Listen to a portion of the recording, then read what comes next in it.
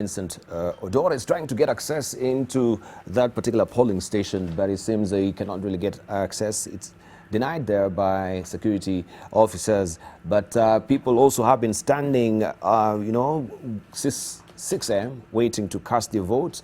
And the question that also we shall be looking at the preparation of IBC much later in the course of the program as well. How are they prepared for this? Why is there no backup plan in case of such eventualities where people are feeling frustrated? And of course, when we have such systems malfunction, this also portend to create tension and suspicion as well, learning from other previous elections as well. So we should be also all the wiser in terms of preparation and knowing that, yes, these are machines, right? They are bound to malfunction at some point, and we should be having a backup plan. We continue with the conversation with our panelist. Even joining us right now is Martin Oloo, who was stuck a bit in traffic as well. And good to see you, Martin. Thank you, Dubal. I'm sorry that I'm late, but I can see you have a serious panel of unconstitutional experts. They are unconstitutional experts because there is no gender representation, so there's a gender imbalance. And I haven't changed my gender yet, so there was no gender reassignment in this age. I'm telling you. But tell me, in light of what is happening, especially with the judiciary, right? S-class Mercedes-Benz stalling on the road today. It happens. It happens. That's why the CJ was asking for his. So but good to see you. Thank you. Good to see you. We're continuing the conversation, and of course we see what is happening. These are live pictures coming from Jamhuri Primary School, where Vincent Odor is keeping tabs of what is happening with the Kimskit. We continue with our panelist. Before we took that particular short break, we were talking about the handshake and how also this Kibra by-election will prove whether Raila Odinga is losing political capital in light of the handshake, or it is actually now, or he's gotten miles on his political expediency as well. I don't know. I lost my track of thought. Where were we? Were you at Joshua? Yes. I think post-handshake, there wasn't much political activity from the president and Raila Odinga. So I think this Kibra has been kind of the first platform where the politics of handshake has played out. You remember the issue about referendum and BBI kind of fizzled out. No one talks about the county assemblies. We killed Punguza Mizigo, and after that the referendum talk has gone quiet. So this one has offered that platform. My only concern should be, I think the situation of the economy is taking away the issue even about political realignment per se. Kibra has only given that platform, but it's a short time, it's a short high. After today, I think that conversation won't be. We are going back to the issue about a faltering economy. I'm worried for Raila because before... I'm sorry to actually Barton, because you'll see more of this. We just want to hear to what is happening to the Kimskit. I think that is one of the IBC officials. Let's listen in. And we've confirmed there are 5 also. And the number authorized by supervisors is 0. The percent is 0.7, which was there. And the round is 1. So everything is okay. So we are waiting until the first 3 voters vote, then we leave. Presiding officer, kindly tell me what was the issue and how have you... Presiding officer, kindly just say what happened and how you've been able to solve the problem. Just voters to be... Just explain. It's not... Just say what happened and what so far what have you done. We had a problem and we have changed the Kim. Now we have a new one. The process we are going to open and we are going to continue as usual. Before it broke down, how many people had voted? 5 of them had voted. Yes, the ballot paper is showing that the 5 of them had voted. So we'll continue from there because we have transferred the data from the previous scheme to the new one. Yeah. Okay. That is a presiding officer. We're saying now they've really sorted the issues, and so the voting process, I'm being told now I can leave, but the voting process has now commenced, and as you can see now, the voting exercise will now continue. Only very few people had voted this morning. You can imagine somebody who has been standing on the queue since 6 a.m. in the morning and he has not voted until now. Is almost 5 minutes to 8 a.m. It is very tedious for the voters, and that will really increase voter apathy and will make other people go back home, because today is a working day and there are those people who really woke up very early in the morning to be able to vote so that they can go to work or go to their businesses. And when such a thing happens, then that will basically discourage other people from really voting. For now, let's continue monitoring if really the new Kimskit is going to work till evening or not. That's something we're going to monitor and we'll keep you updated. For now, I'm taking you back to studio. Many thanks indeed, Vincent Oduor. Of course, these are challenges of technology. So along the way, they shall be, always ironing out some of the rings and kinks, I should say, as far as the kids are concerned. But the probing question that we're asking is, why are they transferring the data now? They should have come with at least 2 KIMS kits in case one fails, because time is of essence also in this exercise. If we go beyond 6 again, that will be a constitutional challenge as well. So you can't come and say that, we were delayed. People need to vote at the end of the day. Right. Joshua, sorry, I think you've not lost your track of thought. Yes, I haven't lost my. So as I was saying, that the Kibra election is only providing a platform for that conversation about the handshake. Yes. If you look at the effect of handshake kind of created some form of confusion. I find the NASA supporters of 2017, you could see they were split in mind. What was it about? The confusion that has come out of it. That is why even BBI is a conversation. Yes. What about the BBI? However, my concern is, I think for the last 1 month or 2 months, you've had this phrase that vitu kwa ground is different. If you just walk around in the streets, I think the conversation is shifting away from this political talk. The economic situation, the dire economic situation will take center stage from next week. So my thinking is, I don't know how, for example, the handshake group, Raila, what he can do to keep this conversation, because after this Kibra does it, the next thing, what will guarantee or what will dictate the next conversation is the dire economic situation. You saw this week in Senate, them discussing about the debt ceiling, increasing them, and you could see the public getting angry. So my feeling is, handshake may end up being a victim of the economic dire situation, because it was easy, and Raila was the face of the protest against economic mismanagement by Jubilee. Now he's part of it. Can he now, next week, when you talk about economy, stand up and say that the government is, because he'll know how to speak for government? What happens to that? That is my 2 cents in that. So Raila will have identified also with the common mwananchi that this economic situation will be a catnip issue to run with, as far as also gaining his political capital is concerned. But he's losing with the handshake. Which country are we talking about? Kenya? Of course. That economics drives politics? No, it's politics that drives everything. So if you are waiting for economic meltdown to give you reason for political discourse, please, this is not, you'll be talking about another country. Here, a government whose politics or economics is not working is promising people of Kibra more development. Yes, and they are believing him that yes, and he's saying that we're actually going to be there in 2022. So don't let nobody tell you that things are not good. In fact, they'll be better. That's how we discourse in this country. So I hear what my good friend Joshua is saying, but I'm afraid he's talking about another country. Here, it is politics, politics. And so handshake has actually given Baba a new life. And you see, Baba is only is the only one politician who mutates. And every time he mutates, he's still relevant. It's a new life, but he's a muted, But no, a mutation is a process of not even a mutation. He's muted on these issues. I'm not saying he's quiet. He's been around. He's been talking. Basically, what I'm saying is, if we are looking at BBI, looking at the conversation, let us be able to be ready to understand that BBI is going to drive the conversation for the next couple of days before we get into 2022 politics, because it is the next thing. Where Joshua is saying that actually the next thing is economics, I'm saying no, it is the only thing that is on the table is BBI and the politics after that BBI.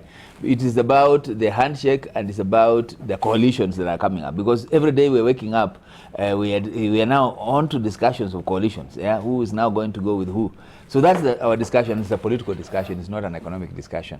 So unfortunately for us, if you are looking for economics, we have so many unemployed people, so many youth who have finished university who are not employed. No. And that's not an issue.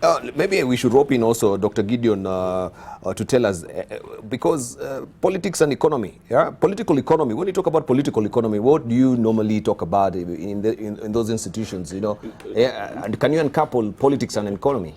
No, or they actually, go hand in hand? I agree with Oloo for some time. Because when you look at Kenya and its politics, the conversation in majority of the cases are being led by the politicians themselves. If it is about economic conversation, politicians are at the forefront. We don't have very strong civil society who are actually driving the conversation of what issues should we put into politics or which agendas should we come up with. So when Joshua is talking about the conversation will shift to political, rather to economic meltdown in the next few months, who is going to lead this conversation about melting economic? But it appears Kenyans are really fatigued about the politics of the day. Yeah, what I see that is forthcoming actually, with these eggs already born, the Ngilu, Mutua, the retirees and Kibwana, who are actually fronted to dilute our friend is called Kalonzo. We should now shift to the conversation that which other coalition is replacing NASA. It's not about the economic meltdown. Politicians don't care about our economic meltdown. If they cared enough, we could have not been hearing about this interest rate. Kenyans don't care. Even Kenyans. And you see, you're talking about fatigue. Yeah. Now, if you want to understand what Martin Oloo is saying, just wait for the outcome of this by-election. Then you'll know that those issues of economics, they don't determine anything. There are many candidates. You've read for us their profiles. They've gone to school. They have, I don't know, a degree in civil engineering. Based on your...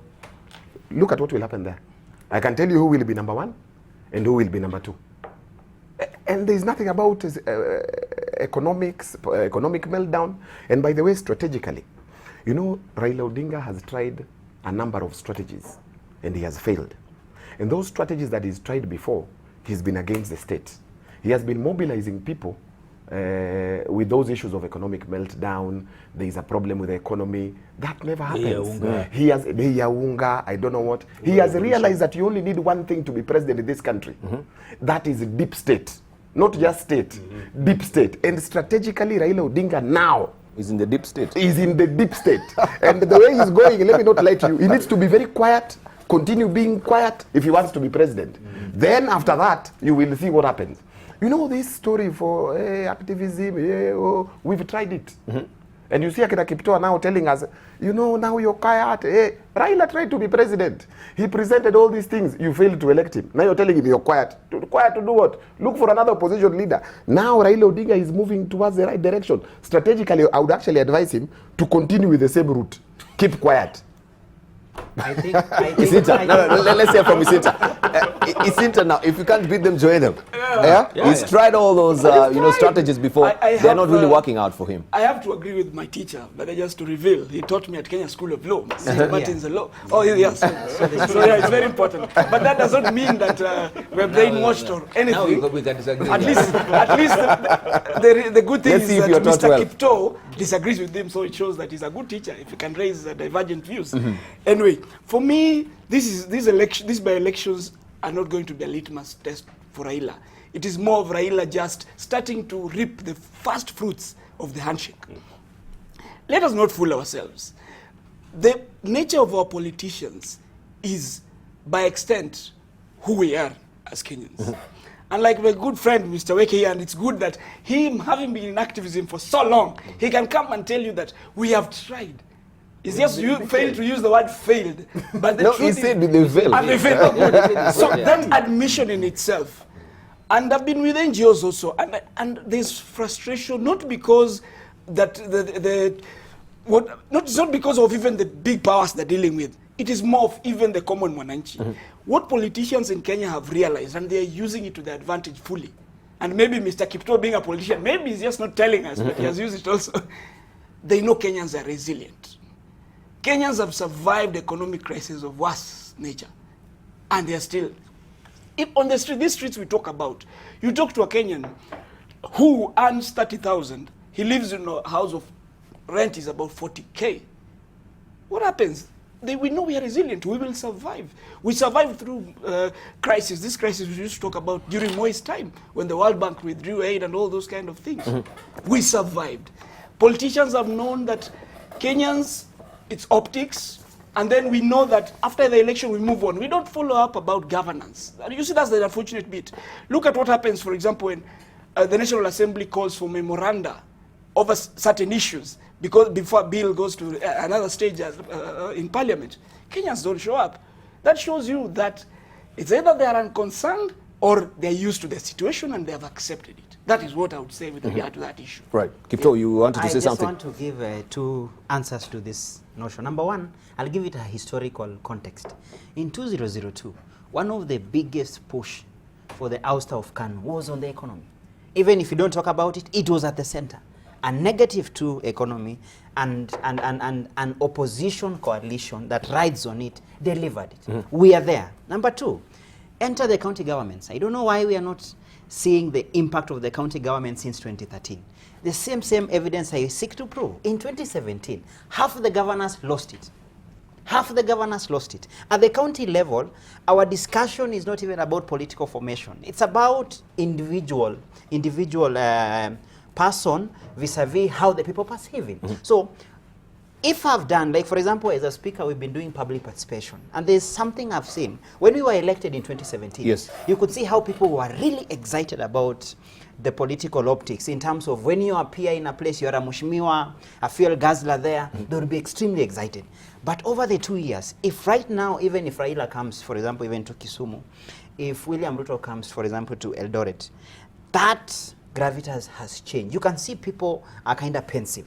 Why am I saying that? Is because they are actually correlating. That's why, for example, for the county governments, the level of oversight they give us is significantly higher. And my only thinking is, in 2017, the voters proved, you know, this notion has been, as long as you're an incumbent, as long as you're a deep state, you are home and dry. And that is why an incumbent has never lost in Kenya in a presidential election. That was the notion for governance in 2013 to 2017. Half of them went home. Now, the voters have now tested that if we can be able to analyze this person and say, this person is not good enough, then this person can go home. So I feel the feeling is coming up, and that's why I keep saying the way the last 2 months we've been saying situation on ground is different. It is turning out slowly by slowly. For example, if you go around and get even opinions of Jubilee supporters, they are the most bitter about the president, and the issue is on economy. So fine, we are highly politically charged, but I think it will be a bigger factor, and I think for Akina Raila, they have a timeline. That timeline is almost coming to an end. I'm very confident that because of the impact of the county governments and how the voters are seeing what impact a government can have, they actually, for example, for me at the county level, they can be able to cross-reference and say this person is good or not. They can be able to see the impact. For example, if you go for public participation, they always remind us that you guys came here, gave us the same points, but we didn't see them being implemented. Now, that notion is seeping in with time, and I think the next 2 years, it will prove me right. So, and there's no guarantee that the economy will be revived the next 2 years. So does this also really showcase the fact that Kenyans are moving away from personality cultism to, you know, issue-based politics, right? That it doesn't matter who will actually present these issues, as long as it is touching to the core of the common mwananchi, that will be the winner. I'm practical and pragmatic to accept their line of thought. That yes, if right now we go to election, as my teacher has said, Martin Oloo, definitely it will be about the politics of personality. That one I agree. Right now. But I keep saying, I'm putting my money for 22, that will be a change. There will be a game changer on that. That is my take. But I wanted to add to this debate by saying that what my good friend Joshua is doing good analysis, but on the edges of it. This economy may be having its down times, but it has a number of positive triggers, particularly when you look at the major expenditure and where the expenditure is going in infrastructure and big projects like the Agenda 4 and so on. So we might be having a crisis right now thinking of how to balance and so on. But generally, the directions of travel in terms of investments in the country are right. The issue is the magnitude, the issue is management. In fact, what we've seen between Rotich and Ukuru Yatan is simple. Management. Who is in charge of our economics, our finances, is critical. What decisions are you making? What cutbacks are you doing? What reality check are you involved in? And I think Ukuru Yatan has shown that with a bit of sensibility, there is a way in which we shall manage. It's a bit tough, but we'll get there. So if Joshua is looking at these economic issues and saying they will be the Jubilee's problem, is not getting the point that BBI takes us to 202.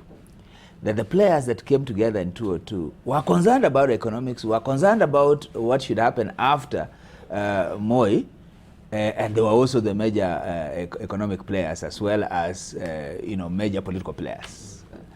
At independence, when Kenya was gaining independence, again the players who came together were similar to the ones that came together in 2002. 2022, the same players are coming back. And when I say players, I'm just avoiding talking about regions and so on, but I think we are getting what we are saying.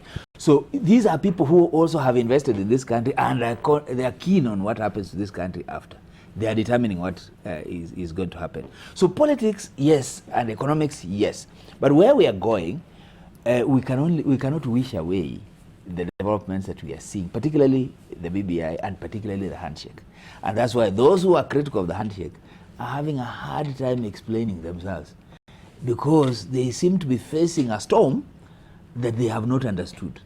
And very soon, they either join that storm or it sweeps them.